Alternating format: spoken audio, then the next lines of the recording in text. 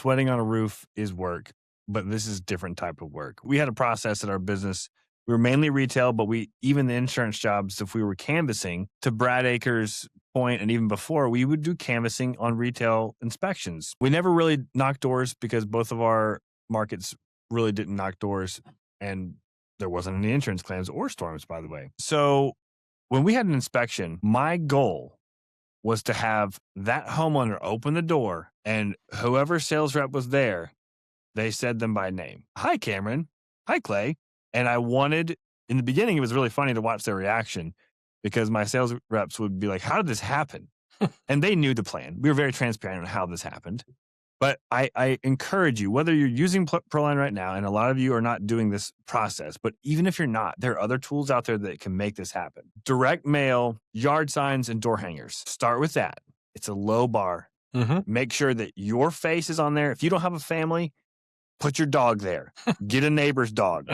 Your face, your name is on that door hanger, and it's on that postcard. Same, we never did this, but we were before I sold my business, we were going to do this for the yard signs to have, just like realtors do, have their face on the yard signs. I know a lot of roofing contractors do that. Our job was to promote the individual sales rep under the brand that we had built. Beautiful. So that when they first got to the door, the trust, that primitive part of the brain that you talk about, I love that. We wanted the trust to be even the slightest bit built. On top of that, we wanted to have a text message and an email go out to the new inspection's cell phone from the sales rep's cell phone. And it would be, hey, looking forward to your inspection. Watch this 52-second video.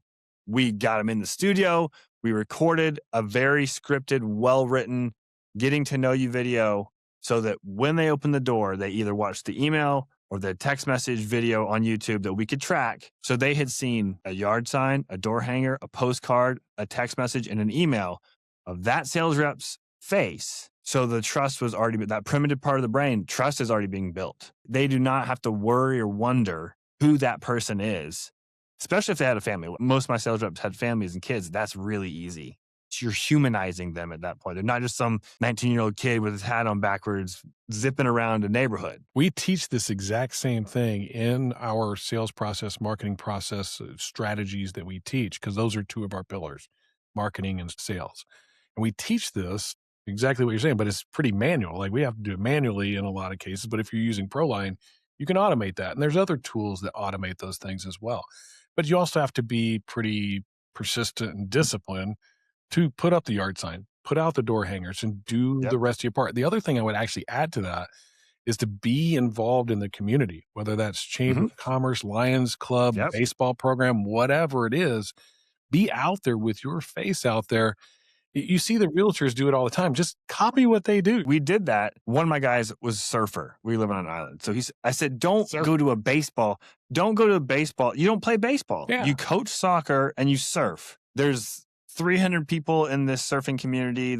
You've coached for 31 years. Do that. So to your point, absolutely be in the community, but be authentic about who you want to be involved with. Don't fake it because they'll know. Yeah. The only place where you can go to, it's like part of the community where it's not like, is the BNI group. Like you're still, but you still authentically got to be you. You're the roofer in the BNI group. I think those are wonderful. I think most people, unfortunately, are inherently lazy unless it's held as a standard by the company. If the company doesn't make it a standard, people are going to default to their lowest necessary things that they have to do for them. Oh, before we move on to that, this is you're firing me up about something. The number of contractors that do not have an active personal Facebook page is shocking to me. I don't love Facebook. It's a tool to make sure that people know that you're a human, and they have to know instantly that you are a roofing contractor or roofing sales rep.